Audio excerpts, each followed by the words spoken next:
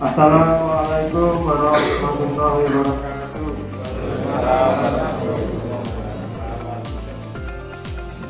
Selamat malam dan salam sejahtera untuk kita semua. Alhamdulillahirrahmanirrahim. Pertama-tama marilah kita bersyukur kepada Allah SWT atas limpahan rahmatnya. Pada malam hari ini kita dapat menghadiri kegiatan pemberdayaan masyarakat di kelurahan dengan tema pelatihan budidaya ikan nila sistem bioflok. Kami ucapkan terima kasih kepada narasumber dari Poldarwis KNS dan seluruh panitia serta peserta yang telah hadir. Budidaya ikan nila ini, inovasi ini kami bagi menjadi dua sisi, yaitu ekonomi produktif. Ekonomi produktif berarti memang kita intensif membudidaya ikan nila, panen kita jual. Nah, tapi juga kita di sisi ekonomi kreatif. Ekonomi kreatif seperti pembentukan Poldarwis maupun sadar wisata. Jadi ini memang masih di RW 3.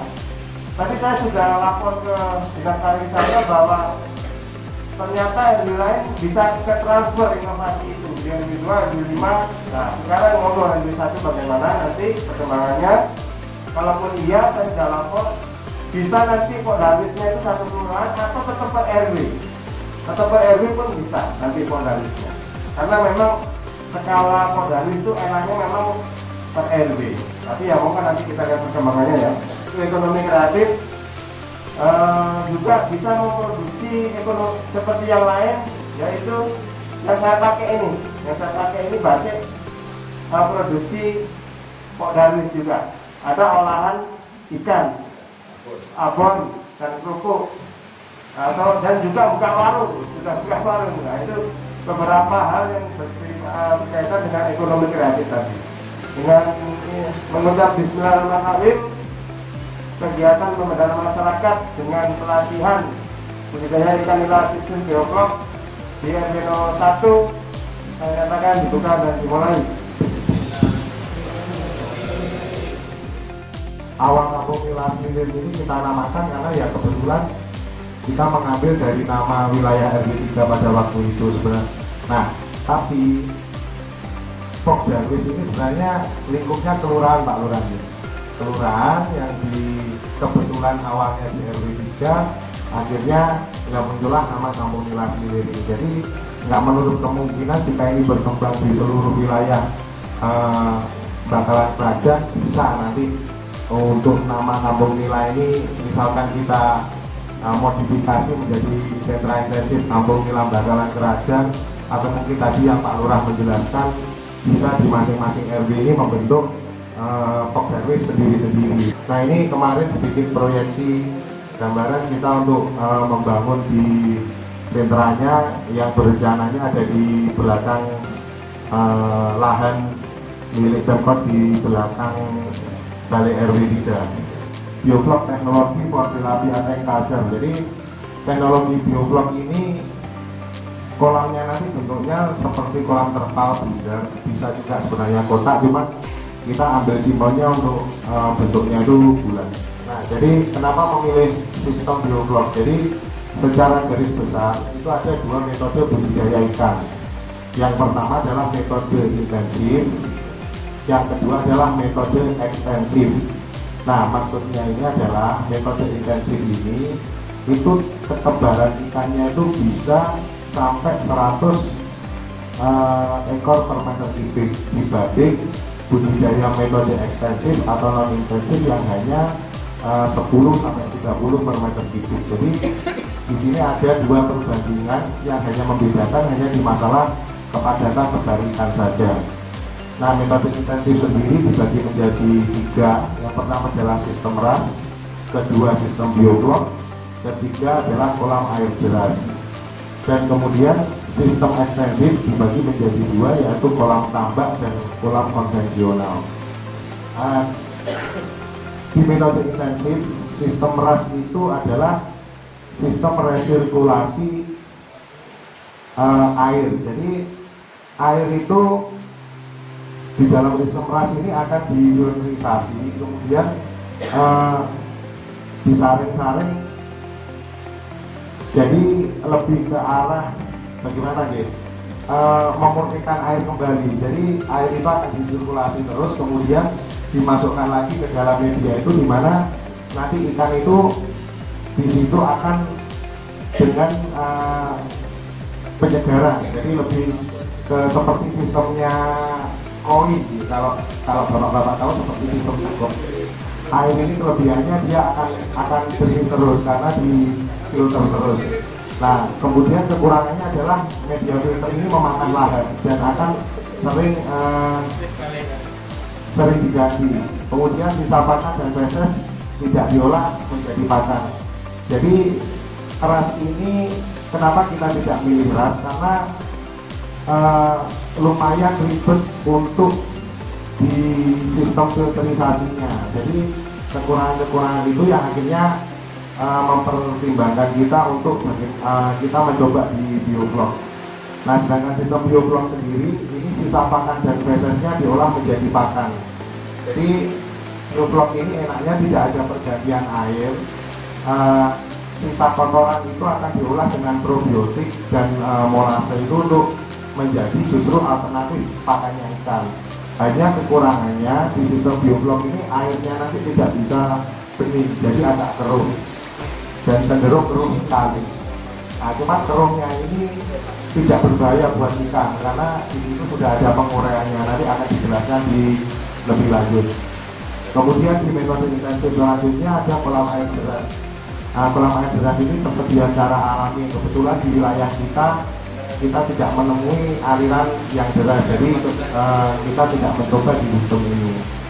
Terus untuk metode ekstensif atau konvensional, nah ini seperti kolam tambak dan kolam-kolam pada umumnya. Jadi bapak-bapak, adik-adik, teman-teman pasti sering menemui kolam itu di metode ekstensif ini, dimana ikan itu yang penting kita masukkan kolam, kita kasih air, yang penting tidak terlalu padat ya, insya Allah diberi pakan pasti hidup. Jadi hanya istilahnya kalau ditebar, dipakan, hidup. Jadi tidak ada tantangan lebih. Hanya kekurangannya di tebarnya ini tidak bisa padat di metode itu. Kenapa menggunakan teknologi bioflok? Jadi penggunaan pakan buatan secara terus-menerus dapat memberikan efek negatif bagi organisme budidaya dan lingkungan sekitar. Nah, ini maksudnya adalah di saat kita berbudidaya ikan itu apabila kita memberi pakannya itu terlalu berlebihan, maka itu akan mencemari kondisi air. Nah, inilah kenapa kita menggunakan teknologi bioflok, karena bioflok bisa mengatasi hal tersebut. Karena semakin banyak pakan yang dikeluarkan, maka akan semakin banyak menyumbangkan sisa unsur nitrogen sehingga terbentuk amonia. Nah, jadi kadang kalau di sistem konvensional yang tidak ada sirkulasi air itu, kenapa kadang ikan berpenyakitan, berjamur, atau mungkin tidak mau berkembang? Karena terbentuknya amonia ini. Jadi amonia ini benar-benar mengganggu untuk di pertumbuhan ikan, perkembangan ikan sendiri. Nah, disinilah alasan kita juga mengapa menggunakan teknologi bioflok amat sangat bisa mengatasi hal ini. Nah, di sini dijelaskan dari total pakan yang diberikan hanya sekitar 20-25% protein dalam pakan yang dapat dimanfaatkan oleh ikan. Maksudnya, jadi sebenarnya ikan itu kalau kita beri pakan itu tidak semuanya terserap dengan baik, sisanya pasti akan dibuang, diekspresikan dalam bentuk amonia dan dibuang dalam feses yang kemudian akan terdekomposisi menjadi produk yang sama, yaitu amonia. Jadi intinya di sistem bioflok ini adalah bagaimana cara kita menyeimbangkan media air supaya tidak terlalu menumpuk sisa pakan dan feses ikan, dan itu diolah dalam satu media. Jadi selama medianya nanti kita di bioflok ini benar, insya Allah sampai akhir panen itu bisa kita tidak ganti air sama sekali, bisa, asal metodenya di awal benar. Hanya ketika ini ada problem di over pemberian pakan, kadang terjadi letusan vlog. Jadi vlognya terlalu menggumpal, itu yang biasanya mengakibatkan kita harus buang air. Buang airnya pun tidak 100%, mungkin hanya sekitar 5-10% aja, kemudian kita tambahi baru. Nah, ini hanya tujuannya untuk balik lagi menyeimbangkan kandungan amonia di dalam media air tadi. Teknologi bioflok dianggap sebagai revolusi biru dalam aquaculture. Teknik ini didasarkan pada produksi mikroorganisme secara langsung yang memainkan 3 peran utama. Yang pertama adalah mikroorganisme dalam bioflok bertindak dalam memelihara kualitas air. Mekanismenya berjalan melalui aktivitas mikroorganisme dalam memanfaatkan senyawa nitrogen dan secara disitu menghasilkan protein mikroba. Jadi pertanyaan siapa yang akan mengurai amonia dari sisa pakan tadi itu adalah protein-protein dari mikroba. Jadi kita memberi probiotik itu tujuannya ya untuk mengurai itu tadi. Kemudian teknologi bioflok juga dapat menurunkan FDR. Menurunkan FDR karena tersedianya nutrisi dalam sistem yang tersedia 24 jam. Maksudnya FDR ini begini, bapak-bapak dan teman-teman karang taruna. Jadi di saat kita berbudidaya ikan itu pasti ada perbandingan pakan dan daging hasil panen. Jadi di saat kita katakanlah panen ikan 10 kilo itu membutuhkan pakan berapa? Kalau di sistem konvensional itu biasanya ikan nila ini untuk menghasilkan 10 kg ikan membutuhkan 15 kg pakan. Jadi kalau dibagi untuk menemukan nilai FDR-nya, FDR pakannya itu sampai 1,5. Jadi perbandingannya 1:1,5. 1,5. Nah, di sistem bioflok ini FDR pakannya bisa turun sampai 1:1. Jadi 10 kg ikan itu bahkan pakannya itu hanya membutuhkan 10 kg saja. Jadi perbandingannya 1:1. Nah, ini salah satu kelebihan di sistem bioflok. Nah, pertanyaannya kenapa kok bisa seperti itu? Karena ikan tadi di dalam media itu sudah muncul vlog tadi yang menjadi alternatif makan dia. Jadi kadang meskipun nggak kita pakan waktu kita puasakan itu dia akan memakan di media itu vlog itu tadi. Jadi ada alternatif cadangan makanan yang tersedia, itulah yang mengakibatkan FDR-nya bisa rendah. Media pemeliharaan ikan akan didominasi atau dikuasai hanya oleh mikroorganisme yang bermanfaat, dan inilah sebenarnya biosecurity. Jadi jika teman-teman bapak-bapak ini ada yang pernah berbudidaya ikan apapun dan didampingi dari dinas perikanan, kadang kita sering diingatkan tentang masalah biosecurity. Jadi ini sistem keamanan saat kita budidaya. Nah, asiknya di bioflok ini sudah menjadi otomatis. Jadi ketika kita membudidaya ikan dalam sistem ini, kalau sesuai SOP-nya, itu nanti kita sudah otomatis masuk dalam biosecurity tersebut. Jadi sudah tidak usah susah-susah. Jadi maksudnya biosecurity ini hanya keamanan lah. Jadi keamanan ikan. Mungkin nanti yang akan sulit ditanggulangi itu hanya di security itu hanya masalah nelayan manusia ini. Jadi ikan ini karena di media yang terbatas, jadi kadang ngambilnya gampang.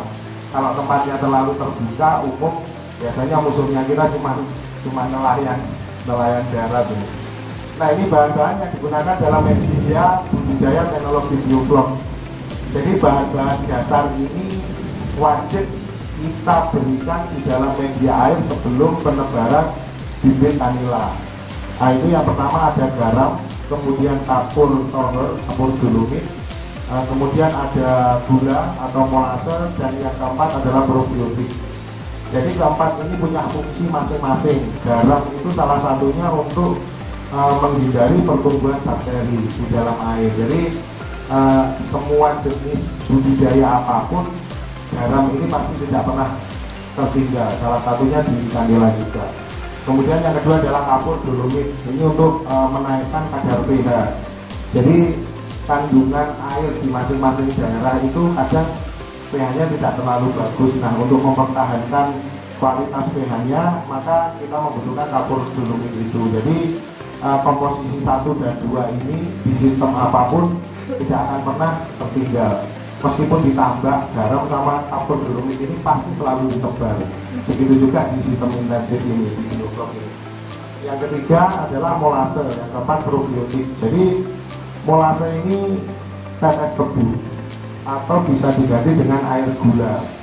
Nah, fungsinya mereka akan bekerja dengan probiotik untuk membentuk vlog tadi.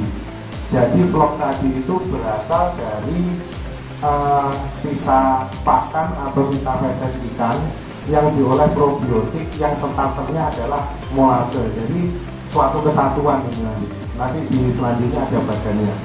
Nah ini badannya. Jadi di sini ikan itu adalah butuh pakan sebagai basal energi. Kemudian dia perlu oksigen di dalam air, BO dissolved oksigen. Kemudian ikan akan membuang CO2 dan amonia. Nah, kemudian amonia ini akan diurai menjadi nitrit dan dimanfaatkan oleh fitoplankton. Perlu kapur dan garam. Jadi perlunya kapur dan garam ya salah satunya untuk membantu prosesnya amonia ini tadi. Nah, amonia ini akan diolah oleh bakteri. Bakteri tadi berasal dari probiotik yang kita masukkan itu. Jadi bakteri itu tadi akan mengolah amonia menggunakan unsur C, molase. Jadi molase ini menjadi starternya, kemudian akan menghasilkan bioflok.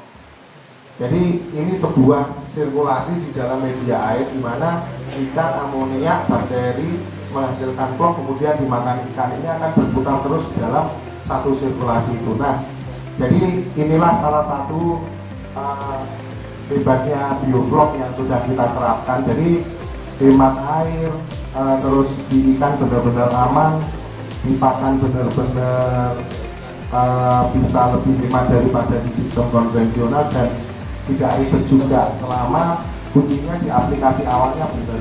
Tapi kalau di aplikasi awalnya sudah salah, ini kalau problem justru lebih rumit dari sistem-sistem yang lainnya. Jadi yang penting ini SOP di awal benar, insya Allah untuk sampai endingnya sistem ini enak, akan sangat membantu. Jadi cocok bagi kita jika menerapkan budidaya ikan ini masih disertai dengan melakukan pekerjaan lain, jadi tidak terlalu ribet. Kita tinggal kasih pakan pagi, sore itu pun tidak terlalu banyak juga makanya. Salah satu elemen penting di dalam sistem bioflok ini adalah aerasi. Jadi kolam ini membutuhkan aerator yang harus berputar 24 jam. Nah, fungsinya aerator itu adalah untuk mensuplai oksigen. Kenapa butuh suplai oksigen? Karena balik lagi ini tebar padat ikan. Jadi ikan ini saking banyaknya di dalam satu kolam wajib membutuhkan suplai oksigen. Nah, pertanyaannya, jika tidak ada mesin aerator bagaimana? Pasti mati ikannya karena terlalu padat, apalagi kalau sudah bobotnya 1 on ke atas. Nah, inilah yang menjadi salah satu kelemahan juga di sistem bioflok. Jadi suplai listrik ini harus benar-benar 24 jam. Pertanyaannya, kalau nggak 24 jam, ya bagaimana caranya kita menyediakan itu? Berarti butuh genset kalau pas lampu mati. Ini salah satu di dalam kelebihan pasti ada kekurangan. Kekurangannya hanya masalah suplai ini saja. Volume bioflok sendiri di dalam air itu bisa kita ukur. Nah, di sini ada fase-fasenya, di mana fase pertama ini maksimalnya hanya 20 mili, fase kedua ini 20 sampai 30, dan fase ketiga kemudian pembesaran ini maksimalnya 40 mili. Jadi vlog di dalam kolam itu nanti bisa kita ukur. Jadi kapan kita harus buang air, kapan kita kontrol, kapan itu berdasarkan parameternya vlog ini. Jadi selama vlognya tidak melebihi kadar yang ditentukan ini, insya Allah sampai ending nanti pasti aman. Nah, ini salah satu cara mengukur ketebalan vlog. Jadi air di dalam kolam itu nanti bisa kita cek. Jadi yang atas ini pakai cara manual, yang bawah ini pakai glass in-home. Yang bawah ini alat, beli alat, jadi alatnya agak mahal. Jadi kadang kita ngakalinya pakai yang atas ini. Nah, di situ seperti kandungan-kandungan ini adalah vlog ini. Ini. Nah, itu yang menjadi alternatif makan ikan. Selama vlognya tidak melebihi dari ketentuan nilai tadi, itu air masih aman. Apabila ini sudah terlalu berlebihan, maka air itu harus dibuang. Buangnya tidak terlalu banyak, buang bawah saja, kurang lebih 5-10 cm kemudian ditambah air baru, maka itu sudah berkurang. Sekian, jadi penjelasan singkat tentang budidaya intensif bioflok, kurang lebihnya seperti itu. Jadi materi ini kami ambil dari buku teknologi biofloknya Profesor Adi Sucipto. Beliau pertama kali merekayasa untuk sistem budidaya ini di WW dan kemudian diterapkan di Nila dari BPPAD Sukabumi. Kemudian materi ini juga merupakan pengalaman langsung dari pribadi kami selama 1 tahun lebih. Jadi kami sudah melewati kurang lebih 3 periode panen, mulai belajar di awal, kedua kita sudah mendekati, sudah istilahnya tahu seluk-beluknya. Yang periode ketiga, alhamdulillah kita sudah punya SOP dan berhasil untuk memelihara di sistem ini sampai endingnya.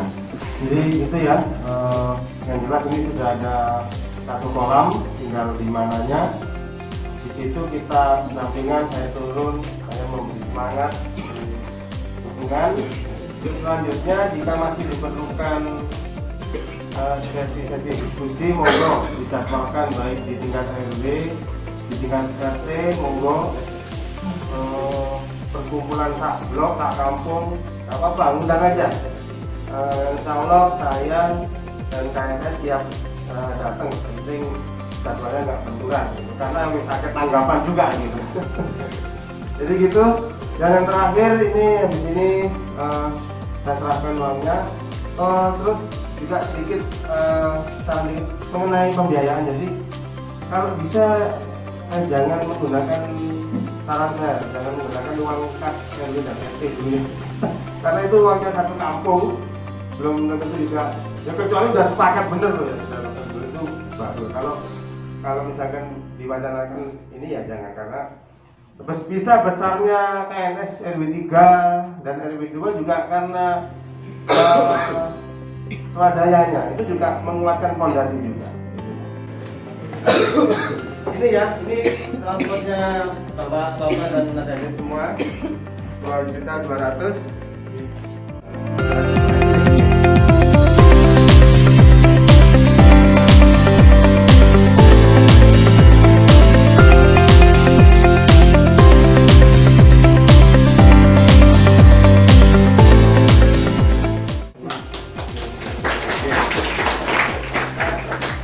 Diberikan kolam. Diberikan kolam yo, nggih. Terus akomodasi sarana buat berawat. Sampai kan lagi. Sarana gimana? Bapak, terima kasih. Assalamualaikum warahmatullahi wabarakatuh. Saya hormati Bapak Lurah Marangpraja Majuan. Saya hormati Mas Samuel dari W2 buat TCC dan dari KNS, terima kasih banyak sudah memberikan suatu ilmu pengetahuan di RW 1 tentang budaya ikan nila. Semoga ilmu yang kita dapatkan nanti bisa bermanfaat di orang lain. Insya Allah teman-teman Karang Taruna Bapak semuanya di RW 1 ini mendukung. Insya Allah bisa berjalan apa yang nanti diharapkan, bisa juga menjadi sentra pembenihan budidaya ikan nila merah di wilayah Marangpraja. Saya ucapkan semuanya, kalau ada kurang berkenannya di RW 01 minta maaf. Assalamualaikum warahmatullahi wabarakatuh.